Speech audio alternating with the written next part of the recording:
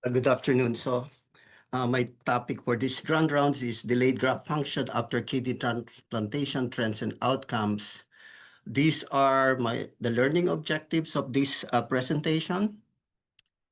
Now, after kidney transplant, post-transplant graft function may fall in any of this category: total anuria or primary non-function when the kidney does not work at all and the patient just goes back to dialysis; non-oliguric or oliguric ATN; early graft function when it starts to work right away, as evidenced by good urine output and decreasing creatinine; slow graft function and delayed graft functions. Delayed graft function means that the patient will need dialysis within the first 7 days post-transplant. That is the operational definition. There is a functional definition with respect to failure of the creatinine to decrease by 10% daily for the first 3 days post-transplant. And immediate graft function is just the same as early graft function. So since my topic is DGF or delayed graft function, the incidence depends on the nature of the transplant. It is lower in living donor transplants and higher among deceased donor transplant, ranging between 19 to 70%, which is a wide range. Currently in the United States, this is around 30%. As I alluded to, the definition of delayed graft function is the need for dialysis in the first 7 days after transplant, or functionally the serum creatinine increase, remain unchanged, or decrease by less than 10% per day during the 3 consecutive days post-transplant. Delayed graft function is one of the most common early complications in kidney transplantation that has been associated with poor graft outcomes, prolonged hospitalization, increased readmission rates, and also higher rejection rates. It increases the annual cost compared to patients with immediate graft function, and it necessitates the performance of biopsy to find out what's going on with the kidney. If the kidney does not improve or the patient still needs dialysis within roughly 2 weeks after the index transplantation, and of course that adds up to morbidity, risk, and cost. And of course, most importantly and usually underappreciated is the social and psychological implications, as the patient is already overwhelmed of their new transplant, and now they have more things to worry about, including adding to their clinic visits is the need to still go to their dialysis units until their kidney recovers. So this is the annual DGF rates in the United States from 2011 through last year. And actually what you can see is range on the low 20s, mid 20s, and surprisingly in the past 3 or 4 years, it's actually increased compared to previous era. So the rate is now around 32 to 33%, and we will see the reason later on. So what are the risk factors for delayed graft function? There are donor-related risk factors. Duration of the ischemia, the kidney will have cold ischemia while they are on cold storage. Warm ischemia when the circulation has been stopped but pending storage in the cold solution. The age of the donor, a metric or a number called kidney donor profile index, which is sort of a number from 0 to 100 that gives the expected performance of that kidney transplant. There are recipient-related factors, of course, immunological response, and very central to the topic of DGF is this concept or phenomenon of ischemia reperfusion injury. Pre-transplant dialysis duration is also important, as well as factors related to the surgical procedure itself. So in a study of 7,668 deceased donor transplant recipients that were divided into the no DGF and the DGF group, the DGF group constituted almost 25% of the population. They're pretty on the younger side of usual donors, recipients, 47 to 49-year-old. You can see that the DGF group are older. They're almost 50 years of age. They are predominantly male. The DGF patients have almost twice the incidence of coronary artery disease, peripheral vascular disease, and they also have higher BMIs and longer waiting time, slightly longer waiting time on dialysis. So looking at the repercussion or the outcome of DGF, so we are looking here at two separate graphs, Kaplan-Meier. One is a death censored graft loss on the left and the overall graft loss on the right. And in both graphs, the DGF group is represented by the broken line and the no DGF by the solid line. And as we can see, the cumulative incidence of death censored or overall graft loss is higher in patients who had DGF compared to patients who did not experience delayed graft function DGF. When they did a further analysis on this data, they look at the number of days that the patient were remaining dialysis dependent after the kidney transplant. They show that the duration of DGF is important. Based on this adjusted analysis, the DGF that persists for 14 or more days after kidney transplant is the one that may have a bearing or an effect on the overall or death censored graft loss based on their p-values on this analysis. Overall graft loss is around 44% higher. Death censored graft loss is 60%. Adjusted hazard ratio higher in DGF versus non-DGF patients.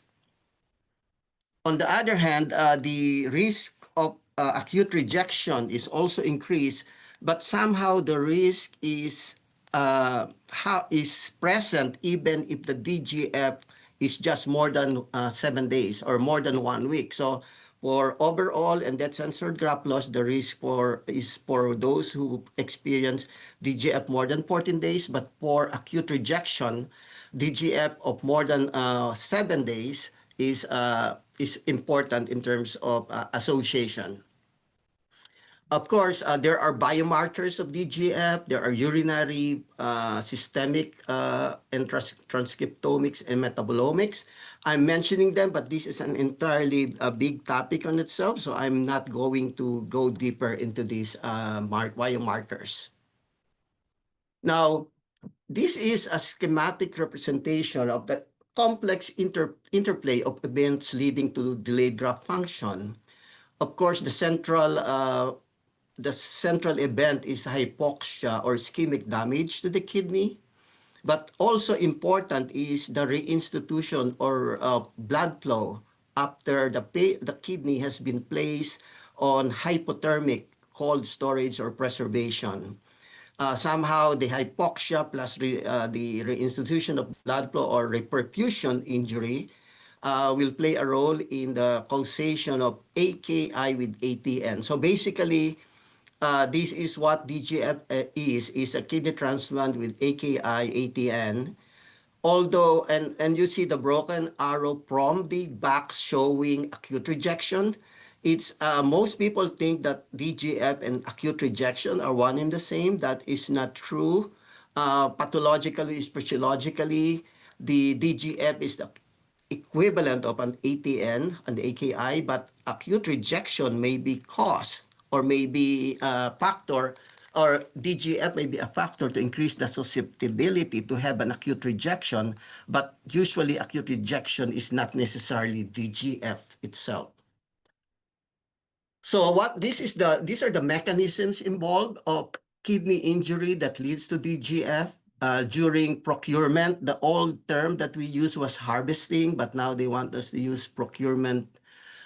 During the removal of the organ from the donor, of course, the circulation is interrupted and there is hypoxia. And at this time, during the ischemic phase, there is slowing down of the oxidative proliferation, as shown in the left on the left hand diagram. And then there is accumulation of metabolites of the tricarboxylic acid cycle.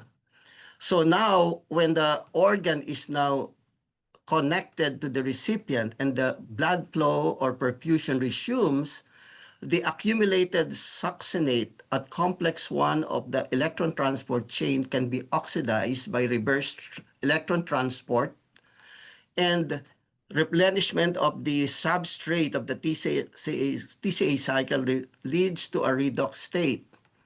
Now, this now is the bigger right-hand diagram, shows that there will be formation of mitochondrial transition pores. They basically holes develop on the mitochondria.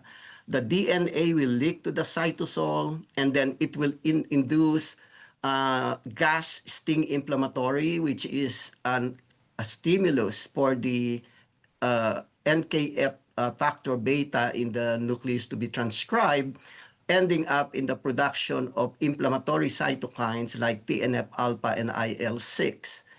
And the other mechanism on the other upper hand side is the RIPK1 signaling that sets the stage for tissue injury and the future development of fibrosis. So what are the strategies for possible prevention of DGF? One is donor management, procurement techniques, which is obviously a surgical topic which I won't discuss. Preservation method, how the kidney is preserved after while waiting to be transplanted or being transported from the donor hospital to the recipient's hospital, and also tailoring of immunosuppression to minimize early renal insults. So in a previous study, they have shown that therapeutic hypothermia in the donor can have a benefit in preventing delayed graft function of the kidney that is transplanted.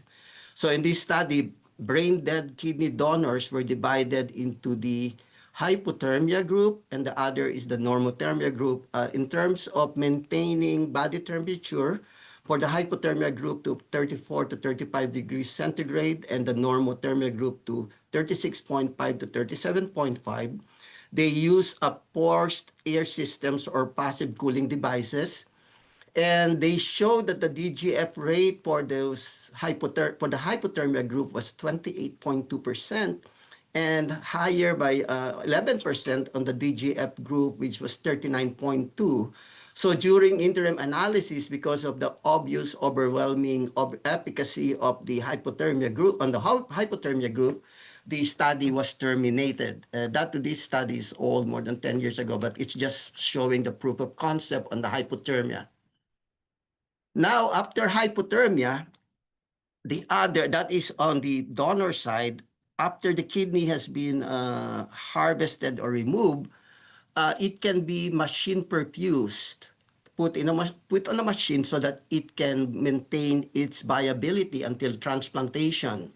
And the purpose of kidney machine perfusion is to support kidney basic metabolic requirements by nutrients and oxygen provided with a perfusate to support the metabolism and ATP production.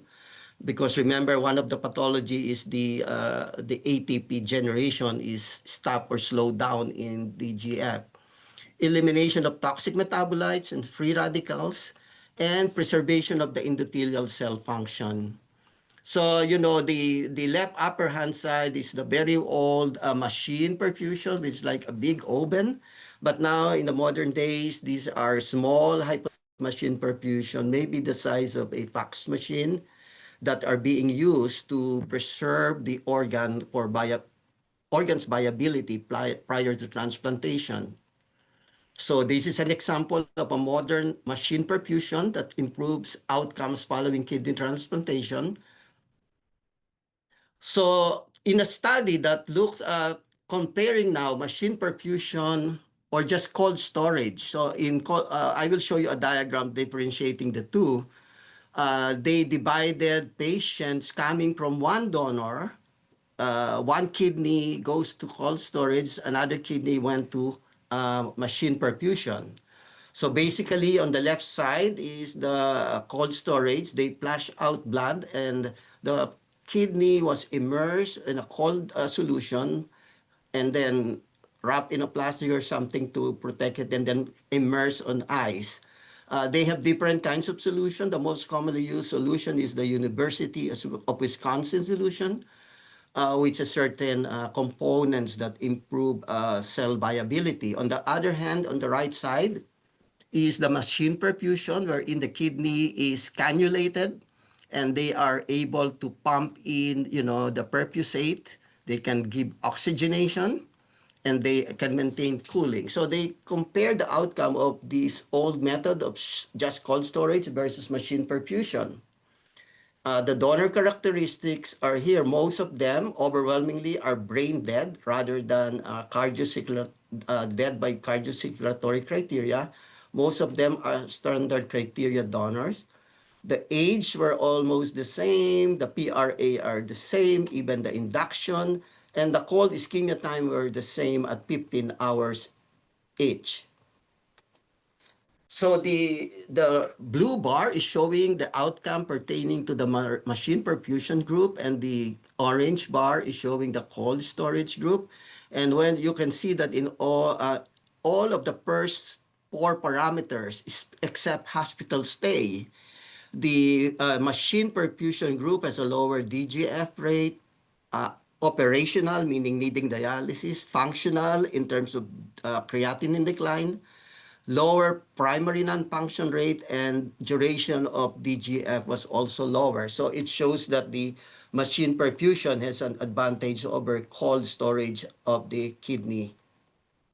And then it shows here the analysis that is adjusted, showing a lower graft loss and DGF rates. In a more recent study, that study was older, but again, they studied kidney machine perfusion. Again, this is a mate kidney analysis, but the pair is much larger. The number of mate kidney pairs is 2,355. And we are able to follow the patients for a median of 5.8 years. And again, machine perfusion showed a lower DGF risk of 14% lower if they did not, and then the GF also of 41%. GF is graft failure risk, that is 0.86. DGF odds ratio is 0.41%. And when they did a mediation analysis, they showed that 77% of the DGF explain the association between machine perfusion and graft loss.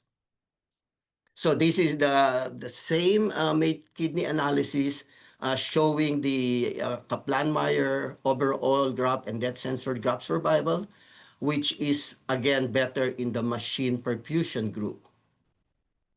And lately, again, this is I think within this year, this is a study from 2023 to 2024, they added to machine perfusion oxygenation, and they show that the if you see the red lettered words, the CIT or cold ischemia group on the hypothermic oxygenation group was 26 hours, much longer than the control that was 18 hours, and yet the DGF rate was still lower on the hypothermic machine perfusion group at 26% at 26% versus 46% group. But the benefit was shown much better in the DBD. What it means is donation after brain death. It did not show much benefit in the DCD, which is the donation after cardiocirculatory death. So now another randomized study assigned brain dead kidney donors into hypothermia alone, machine perfusion alone, or combination. And overall, this study showed that in the hypothermia-only group, the DGF rate was 30%. In the machine perfusion group, it was 19%. And in the combination group, it is not better than the machine perfusion group. So the authors were suggesting that machine perfusion is enough, and there is probably no need for extra effort to do therapeutic hypothermia of the donor. Now, if machine perfusion is not available in some centers, then they may have to do hypothermia and cold storage to better preserve the kidney. Now, we also go to the role of kidney allocation and delayed graft function.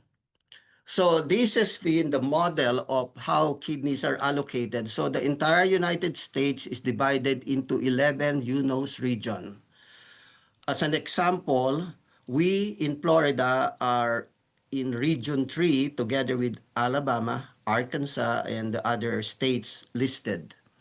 So there are organ procurement organizations. So if you look at the table on the third row, it says FLUF, LifeQuest. That is our organ procurement organization which is located in Gainesville. So the role of that organization has been to procure and then distribute the kidneys within that certain geographic area. So if this is the service area of our OPO FLUF, so these are the hospitals or the territory that if there is a death on any of the hospitals in this area, they will be sent or procured by the Florida UF OPO. And then, of course, that will be distributed within the centers also in this map. That was the old model, so that the kidney sort of has a territorial limit of how far they will travel after they were procured. Then came what we call CAS 250. CAS is Kidney Allocation System 250 policy. And the aim of these are to reduce geographic inequities, enhance the fairness, revising geographic criteria for matching donor to recipients, and to prioritize recipients within a 250 nautical mile radius of donor hospital. So now, that service area that was previously the boundary for the offering and distribution of kidney has been changed to a 250-mile radius from the donating hospital. So what it does is it made the kidney be shared on a wider, farther destination. So before pre-CAS and post-CAS, there has been increased transplantation of donation after cardiac death kidneys. There has been more donation or use of donor from more than 50-year-old donors. More donors with cold ischemia time greater than 24 hours, which is explainable by the fact that they may have to travel further distances. So what is the unintended consequence of this allocation system that they started in 2021? Of course, the kidneys increasingly travel beyond their original OPOs and cause an increase in DGF rates, as I have shown in the graph earlier that it increased to the 30% from the 20s before. So now 1 in 4 transplant kidney have 24 hours of more of cold ischemia before being transplanted. It became a more complex and competitive environment in which a higher number of transplant centers are competing for donor kidneys. And of course, the traveling of the kidney is now way beyond their original OPO. So what happens? The pre-CAS is the blue, and the post-CAS allocation policy is the orange, and the DGF rate, as I've shown, went up. The primary non-function went up. The graft loss went up, whether it's death censored or all-cause graft loss. But of course, be mindful that this is unadjusted analysis. So in fairness, these are we have to take it for what it is. But on logistic regression, which is adjusted in three different models, again, the models show that still there is an increase in the DGF rates due to or after the implementation of the CAS-250 model. So this is a diagrammatic representation of how things are working right now. So there is whenever a kidney becomes available, the computer in UNOS runs what we call a match run. And based on these criteria, the donors or recipients are being ranked. So say if we have 4 patients, A, B, C, and D, on the medical urgency criteria, patient B will be highest rank. And the distance donor, the closest is patient C, so that's highest rank. So it's like a sudden death system that based on the prioritization, they don't go beyond after they satisfy that. So there is some inequalities in this. Now, is this the solution? The solution that you're trying to see is to do is what we call a continuous distribution system, wherein instead of a sudden death system going from one criteria to other, is to lump a composite score for all the attributes, and each patient will get a what we call composite allocation score, and they will rank them according to that and distribute the kidney based on that. So because it showed that the cash allocation system did not work. So, and this is actually something they're also trying to implement even in the other organs, is what we call continuous distribution system. It's just having a metric to rank the organs. Now, what is the role of pre-implantation biopsy in terms of assessing or predicting delayed graft function? So the role of pre-implantation biopsy in the decision to utilize kidney grafts from extended criteria donors has always been controversial.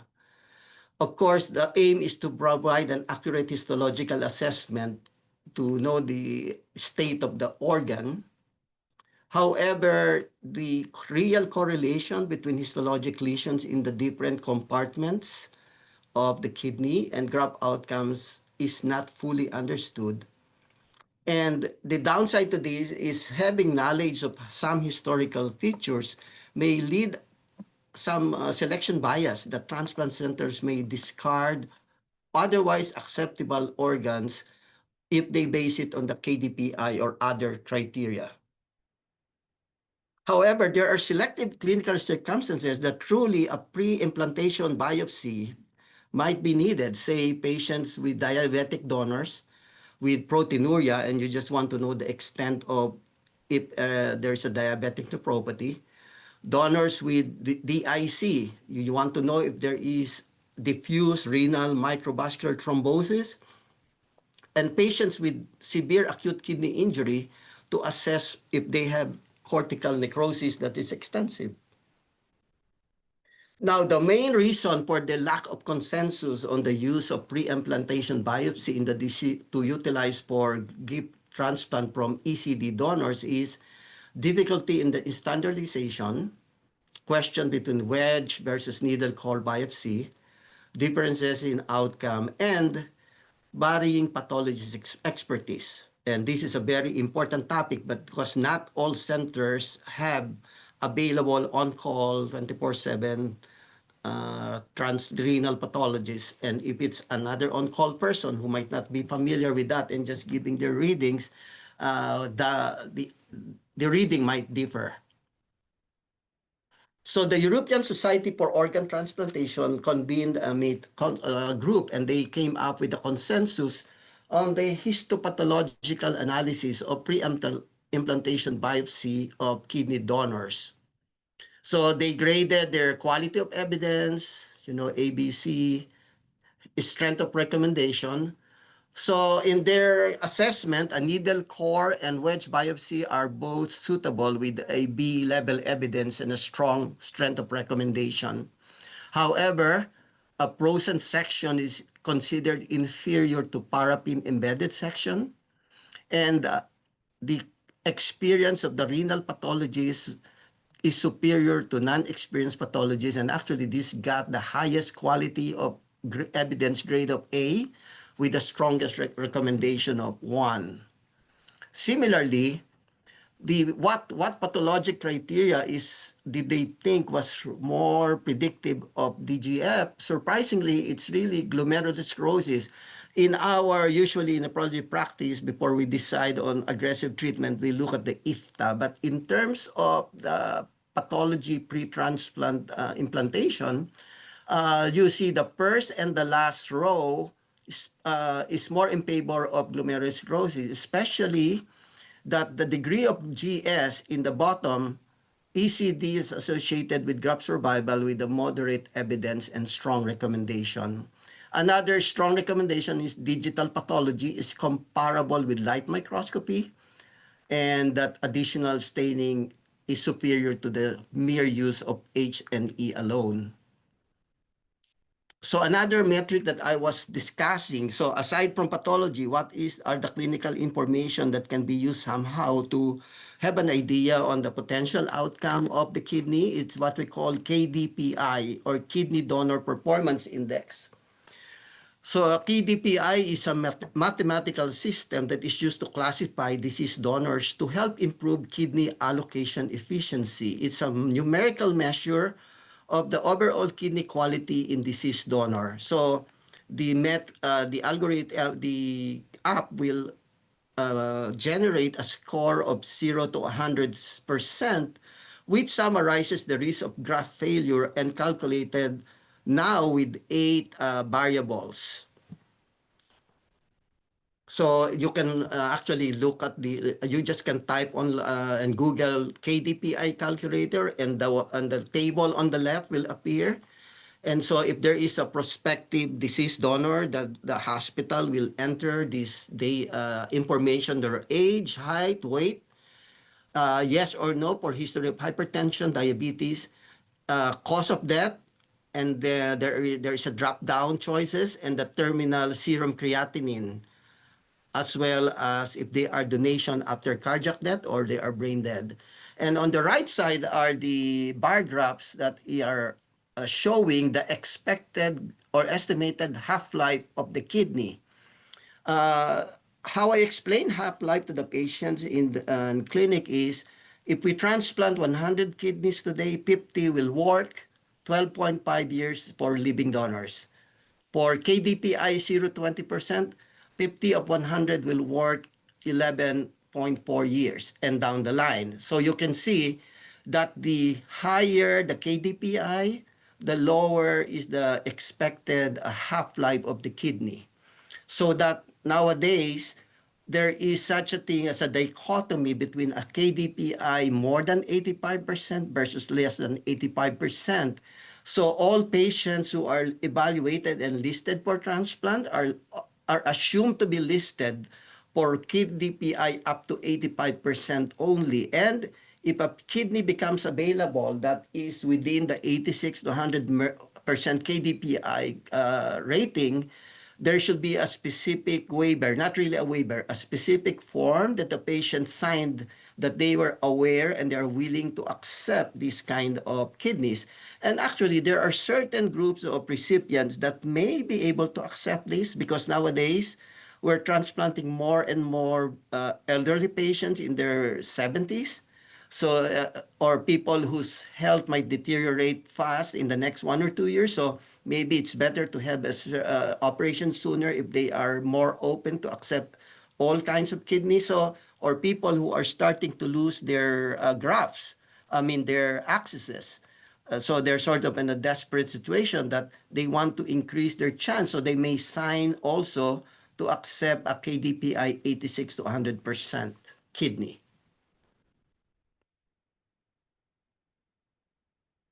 So this is another study, a respective cohort study of data for all adult kidney recipients extracted from the SRTR, the deceased donor kidney transplant more than 18 years of age between the years 2014 and December 2021. They also calculated the KDPI scores that I just showed with you and used the consistent cutoff points.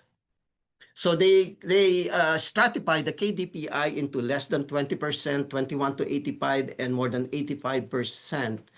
And they also look at cold ischemia time. They look if the kidney has been put on a pump and whether the kidney was exported or imported within the donor OPO or did it travel long distance. So as we can see here, all the p-values are significant, that the delayed graft function and primary non-function is higher with the more than 85 KDPI. And there is an association with increasing cold ischemia time with the adjusted odds ratio of delayed graft function and primary non-function. And again, this confirms that pumping the kidney while awaiting transplantation was beneficial versus non-pumping in terms of only delayed graft function. And kidneys that are shared, meaning they follow the Cas250 distribution, has a higher risk of also delayed graft function and primary non-function. Now, what happens is, just like I said that the biopsy might bias the centers to not transplanting based on the pathology, it looks like the KDPI stratification also have the same effect. Because you could, if you look at the last column under non-utilization rate, the higher the KDPI is, because these numbers are known to the receiving hospital when the kidney becomes available or what we call offered. So once the hospital where the patient expires has identified the donor and then harvesting the kidney, the KDPI score is already generated and it will be shared with the supposedly receiving hospital. So the surgeon on call of that hospital will have the information and they can put everything together and either say, I want to accept, send the kidney here or not. So apparently, with the KDPI more than 85%, the non-utilization, we call this discard rate, is high, uh, almost 45%. So now in this study, they combine the KDPI and pre-implantation renal biopsy. I know this is a very busy slide, but I just want us to know that here they divided the KDPI again into groups. The 86%, 95%, 99%, and 100%. So basically, all of them are more than 85%. And here, the lowest performing is, of course, the Q4 or the 100% KDPI. In terms of pathology, if you look at the upper hand margin on the right, again, even in this study, glomerular sclerosis is more predictive, and they are using more to associate. It's more associated with outcome, hyaline arteriopathy and glomerular sclerosis, rather than tubular atrophy or interstitial fibrosis or vascular intimal fibrosis. Now, so what are the potential pharmacologic management related to DGF reduction? There is an old paper in 2009 of dopamine versus no dopamine. We know that in the old days, there's such a thing in those patients who trained the old days of renal dose dopamine that we don't do anymore. But in this study, they gave dopamine on the donor while they are awaiting harvesting of the kidney. And they were able to show that the need for multiple dialysis post-transplant was 24.7% in the dopamine group and 35% in the non-dopamine group with a P of 0.01. So they thought that the giving of dopamine helped the reduction of the risk of DGF. However, in the other solid outcomes like allograft survival and patient survival, dopamine versus no dopamine did not really make any difference. So it decreased the need for dialysis, but it did not show up to 36 months a difference in terms of allograft and patient survival. And in this study, actually, based on their analysis, it's not really that the dopamine increased perfusion by making the blood pressure higher, because all of these patients were still meticulously maintained on epi infusion, precisely to maintain viability of the kidney and not make it hypotensive. So the dopamine did not significantly, it's like meaninglessly, they call meaningless increase in the normal systolic blood pressure. So they believe that there are other mechanisms in terms of prevention of, endothelial injury or other aspects of the pathophysiology of DGF that may have been improved or benefited by dopamine infusion. Now, the choice of induction immunosuppression, uh, we use ATG, rapid anti-thymocyte globulin in high immunologist risk, sensitized to basically we want to prevent rejection. But apparently, other than prevention of rejection, if we look at the middle and the right side backs, there is also inhibition of leukocyte migration and leukocyte adhesion molecule, which these are the things that can happen or that can be increased by ischemia reperfusion injury, and the use of ATG is somehow attenuating this phenomenon. And then it also, ATG can preserve the kidney epithelial cell polarity by localized basolateral distribution of certain markers like the cathedrin and sodium potassium ATPase. So in this, again, all vintage study, in the first, on the table's first row, we can see that they did a comparison of ATG post-operatively or intraoperatively. It looks like the intraoperative administration of ATG causes less DGF because what they're trying to show is that it is probably preventing the phenomenon that is related to ischemia reperfusion. That's why it's more helpful if it's given intra-op than post-op. Now, another topic is the use of calcineurin inhibitor post-transplant can potentially cause vasoconstriction. So if the kidney is already marginal or somehow in danger of going to DGF, does it help if the patients are not given CNI tacrolimus and then say given belatacept for prolonged delayed graft function? And precisely, this study included only patients with prolonged delayed graft function that is defined as need for dialysis, but they use or created this eGFR less than 35 at 14 days post-transplant also as an inclusion criteria. But they excluded patient with any biopsy of rejection or positive cross-match. So these are the demographic profiles, which are not really, I think we don't need to focus on. So this is the protocol. As you know, belatacept is an intravenous infusion that is given as a loading dose for 0, 14, 28, day 42, and 56. So every 2 weeks for 5 doses, and then switch to the monthly infusion. So in these patients, once they are able to switch them to the day after day 28 of the belatacept, they can completely stop the tacrolimus. So the question is for patients with prolonged DGF, stopping tacrolimus and just putting them on belatacept, does it help the outcome?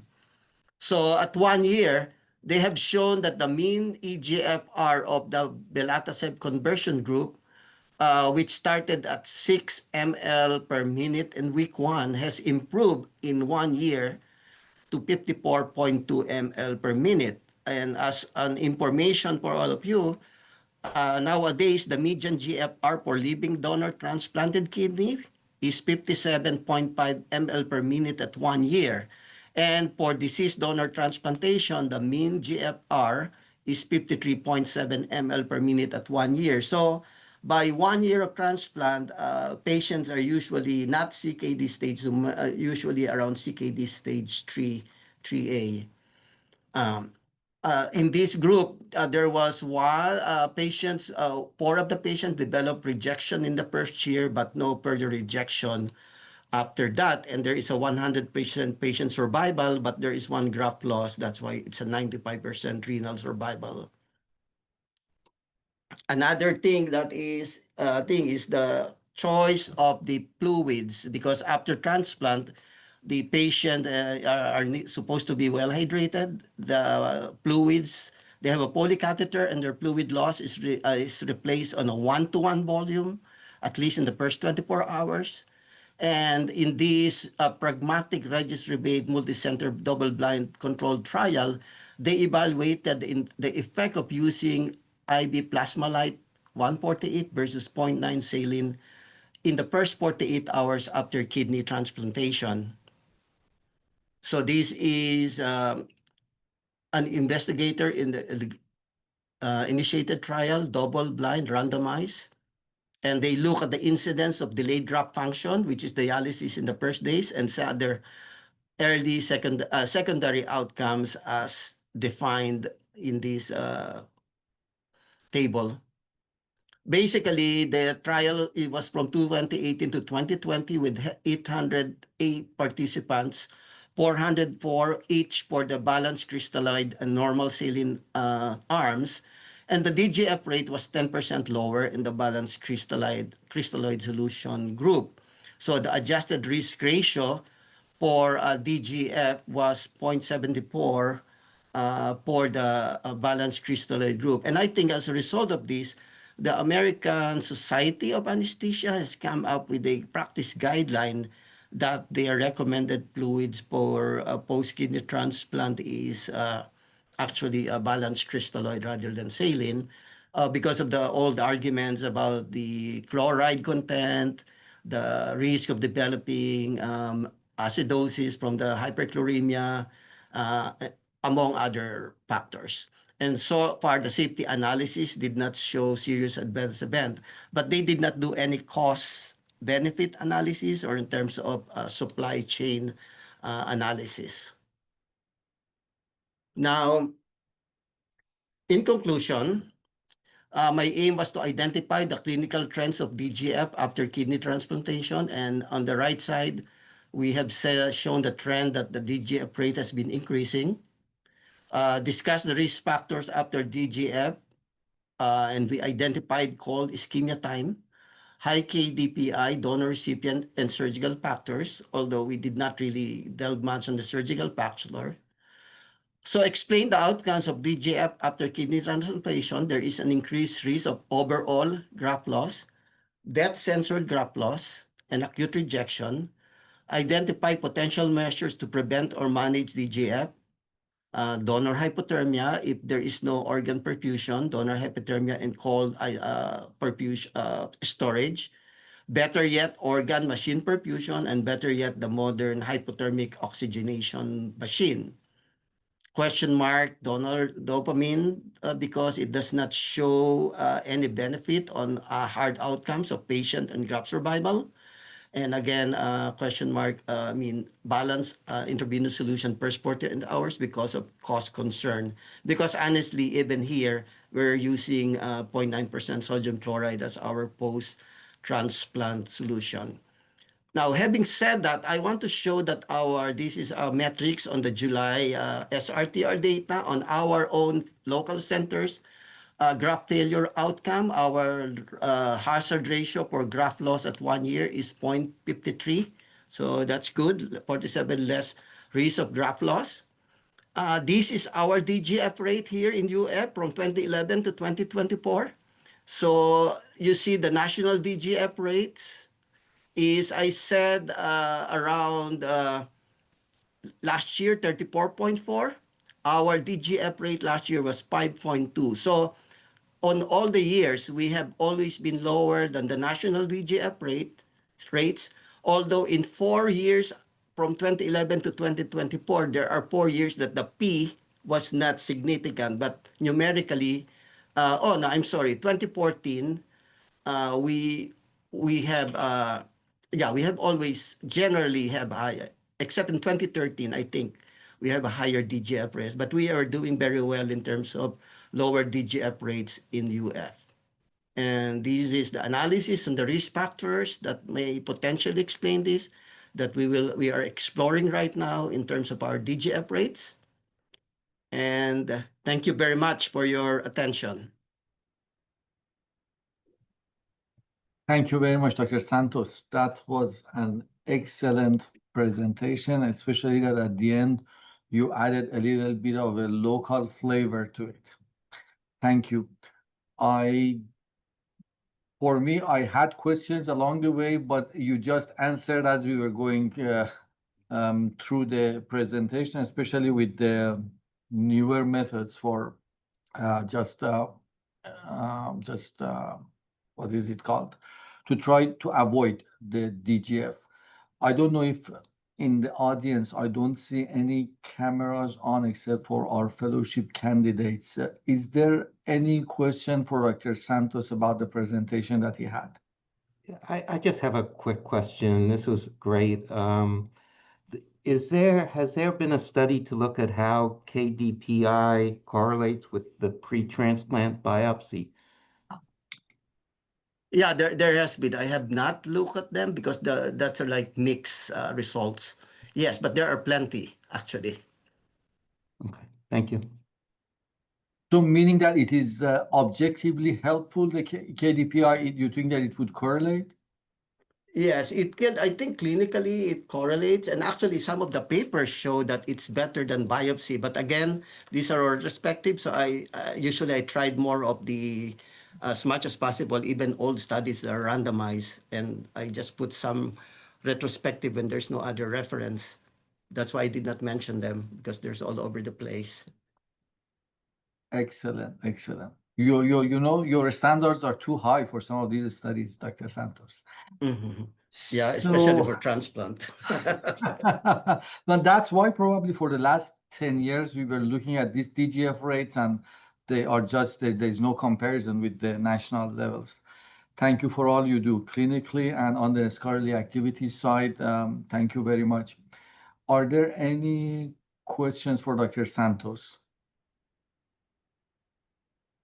It seems that the presentation has been very clear. I saw that Dr. Rucci put a link for the fellowship candidates to join her, I guess, afterwards. Everyone, thank you very much for being here. Dr. Santos, thank you again. I hope everyone will have a great weekend. Thank you. Bye.